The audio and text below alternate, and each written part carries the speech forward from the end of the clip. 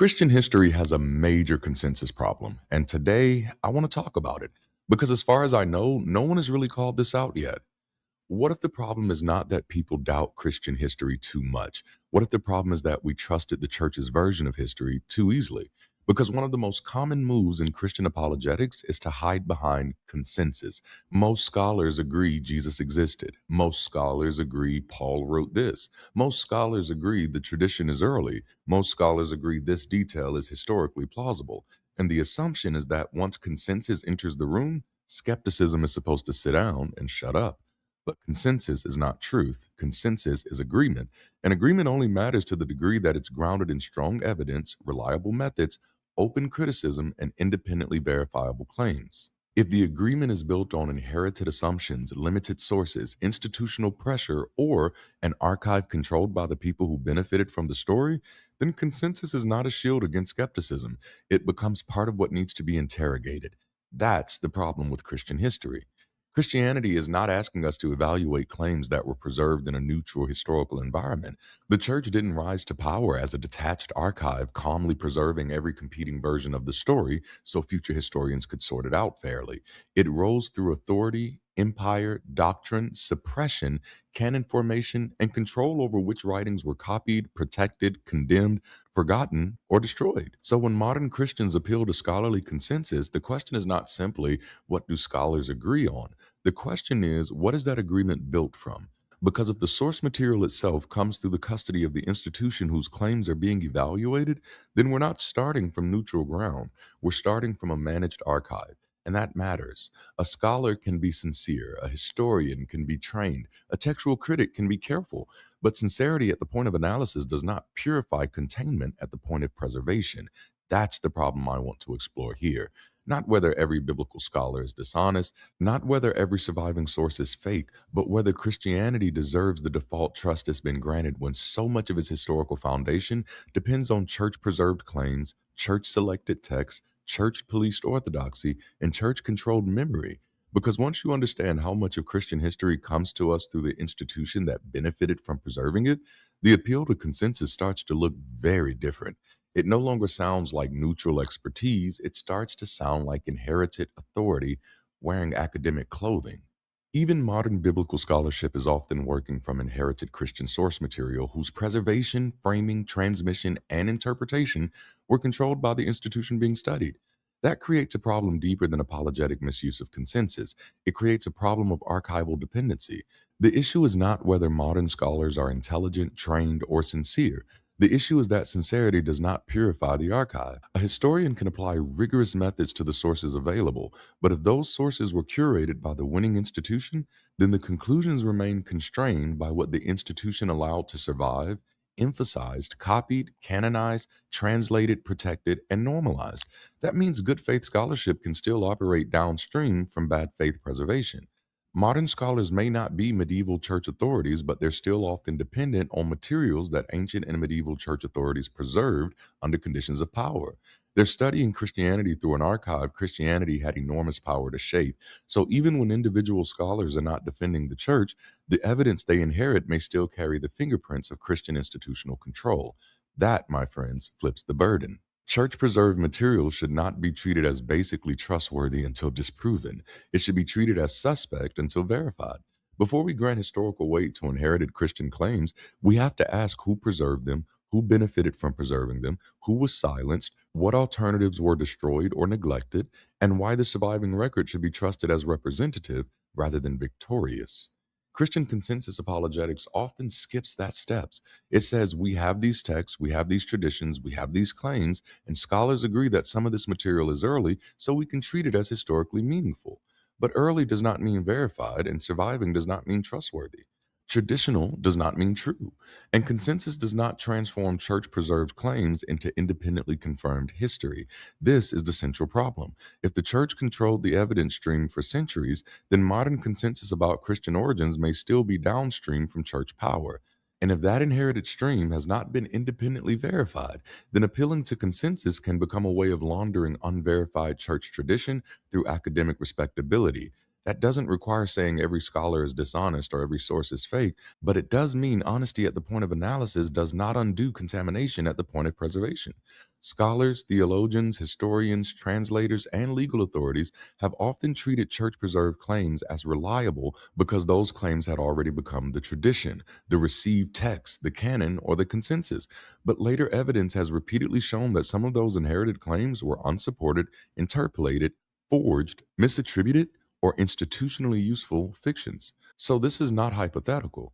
Christian history has already given us examples where claims entered the archive, were preserved by authority, inherited as tradition, treated as historical fact, and only later exposed by critical methods as far less secure than the church had claimed. Let's walk through a few of the examples. We're going to start with the donation of Constantine. For centuries, the donation of Constantine was treated as a real imperial document in which Constantine supposedly transferred authority over Rome and the Western Empire to the Pope. It helped support papal claims to temporal power. It wasn't until the mid 15th century, with the revival of classical scholarship and textual criticism, that humanists and eventually the papal bureaucracy began to realize that the document could not possibly be genuine. Cardinal Nicholas of Cusa declared it to be a forgery and spoke of it as an apocryphal work. Later, the humanist and scholar Lorenzo Valla argued in his study of the text that the language used in the manuscript could not be dated to the 4th century. The language of the text suggests that the manuscript can most likely be dated to the 8th century, nearly 400 years later. Valla believed the forgery to be so obvious that he suspected that the church knew the document to be inauthentic. Valla further argued that papal usurpation of temporal power had corrupted the church, caused the wars of Italy, and reinforced the overbearing, barbarous, tyrannical priestly domination. Scholars and church authorities did not need to personally invent the lie. They inherited a church preserved document, treated it as historically meaningful, and built arguments on top of it until critical methods exposed the foundation was fraudulent. That is exactly the pattern: consensus based on custodial authority, not independent verification. Another great example is the pseudo Isidorian false decretals. The false decretals are a set of 9th century church documents containing extensive forgeries. Compiled around 850 AD in the Frankish Empire, they were written under the pseudonym Isidore Mercator. The collection claimed to be a record of ancient papal decrees and church council canons from the first 8 centuries. According to Britannica, their aim was to free the Roman Catholic Church from state interference and protect bishops against archbishops trying to extend their power. Britannica's canon law entry also describes the Pseudo Isidorian collection as massive falsifications. The primary objective of the unknown compilers, who were likely Frankish clergy, was to protect bishops from interference by both local secular rulers and overbearing archbishops. To secure this independence, the forgers expanded the legal jurisdiction of the papacy by projecting modern 9th century claims of papal supremacy back into antiquity. They established the Bishop of Rome as the ultimate authority to which oppressed bishops could appeal. The compilers created a rule book stating that no bishop could be put on trial or deposed without the direct approval of the Pope. This effectively stripped local archbishops and kings of their power over local clergy. In the 9th century, you could not simply invent a new law. True authority came from antiquity and tradition. If a law was new, it was seen as weak or illegitimate. To fix this, the compilers wrote fake letters under the names of the earliest popes from the 1st through the 4th centuries, such as Clement I. They wrote these letters using 9th century legal concepts regarding papal supremacy. They dated the letters 700 years backwards into antiquity. This made it appear that the earliest Christian martyrs had always believed the Pope had total, absolute veto power over local trials. When a 9th century bishop was oppressed by a local king, he could pull out these ancient documents and say, "Look, you can't touch me.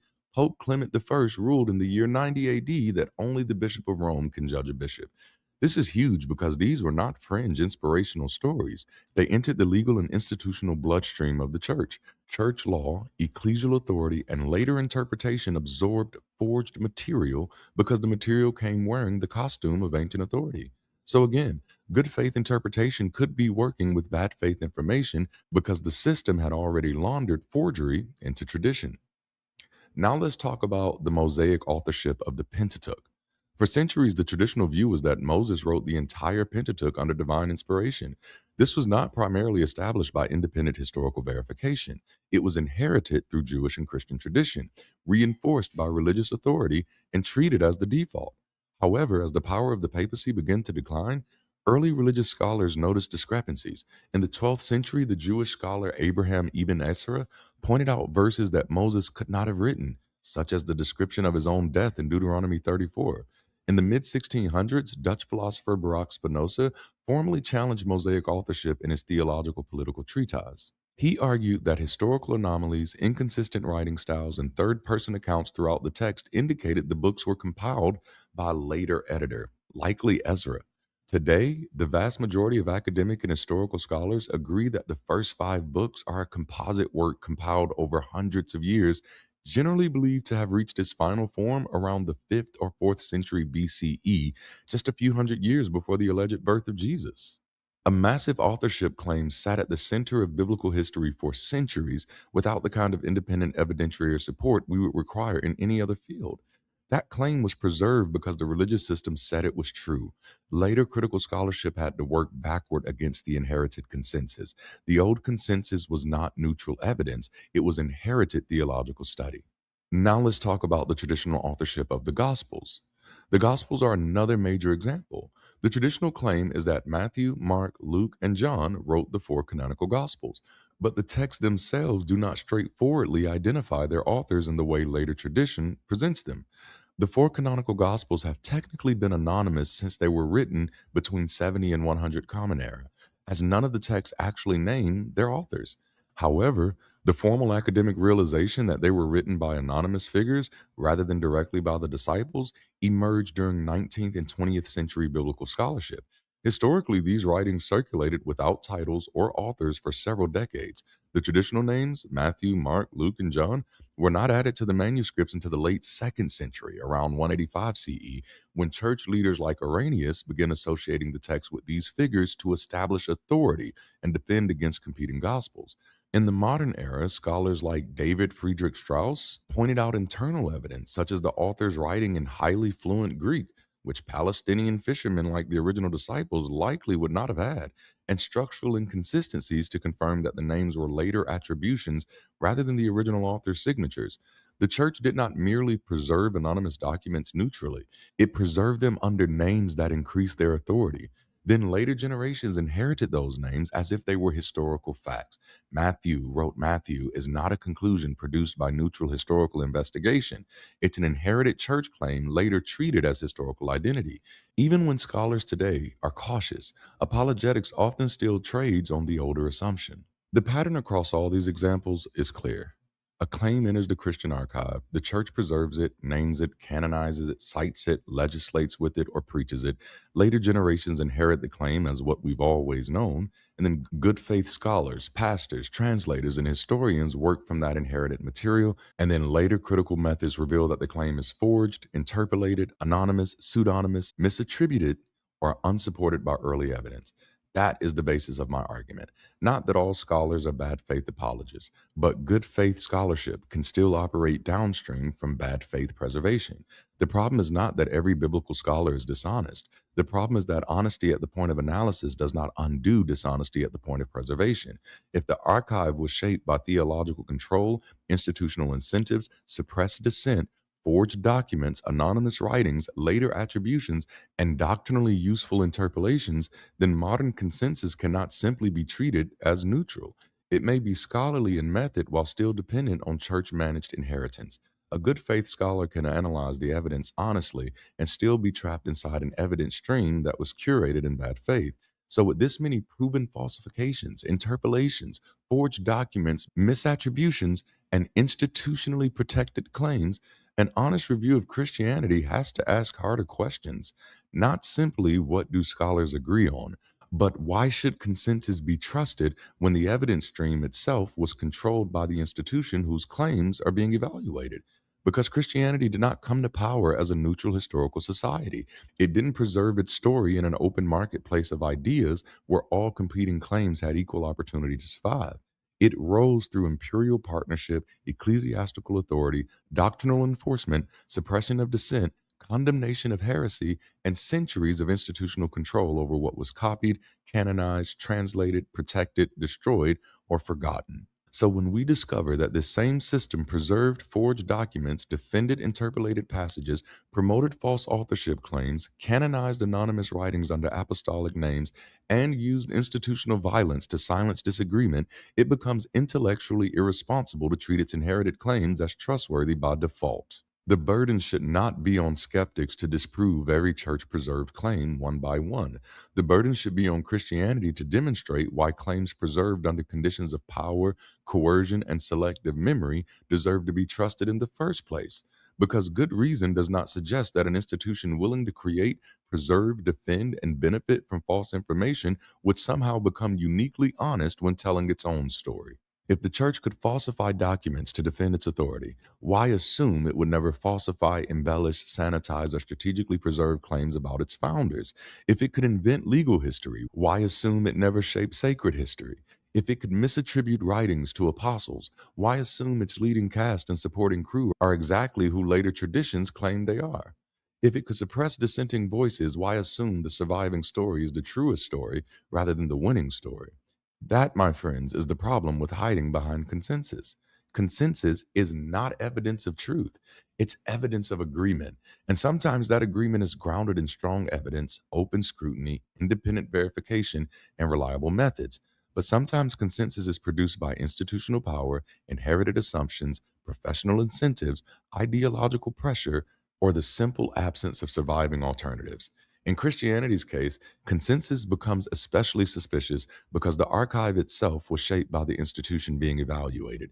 The surviving record may not represent what was most true. It may represent what was most protected. It may represent what was most useful. It may represent what the church successfully preserved after centuries of controlling the documents, doctrine, and boundaries of legitimate belief.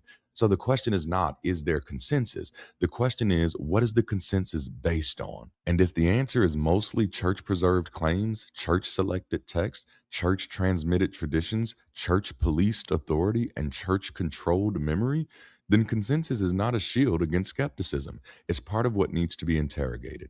And where there is no strong external evidence outside of church preserved history, consensus can easily become an argument from ignorance dressed up as expertise.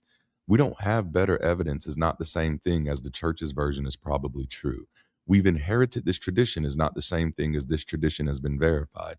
Most scholars accept this is not the same thing as this claim has escaped the gravitational pull of Christian institutional power. So, no, Christianity should not get to hide behind consensus when the consensus itself may be downstream from coercion, preservation bias, forged authority, theological politics, and centuries of manufactured certainty. The more honest standard is this: outside of church preserved claims, what can actually be verified? And until the question is answered with evidence, independent of the institution that benefited from the story, Christianity's claims should not be granted the privilege of default trust. They should be treated as claims awaiting verification, not sacred history, not neutral scholarship, not consensus protected truth. Claims. Given the record of the institution that preserved these claims, suspicion is not bias. Suspicion is the minimum standard of intellectual responsibility. Thank you for making it to the end of the video. What hit you the hardest in today's conversation? Let me know in the comments below.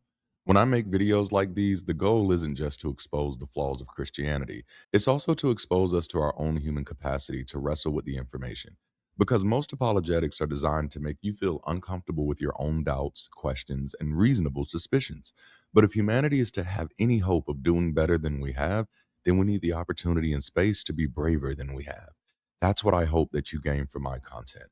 I don't want you to borrow my confidence. I want you to build your courage, to ask better questions, sit with discomfort, and wrestle with the complexity of the vast reality that we're privileged to share. Wherever you are on your journey, I hope that you journey well. And if you're looking for community that doesn't require conformity, consider checking out Bridge City. The link is in the description. That's all I have for now. Until next time, keep rising.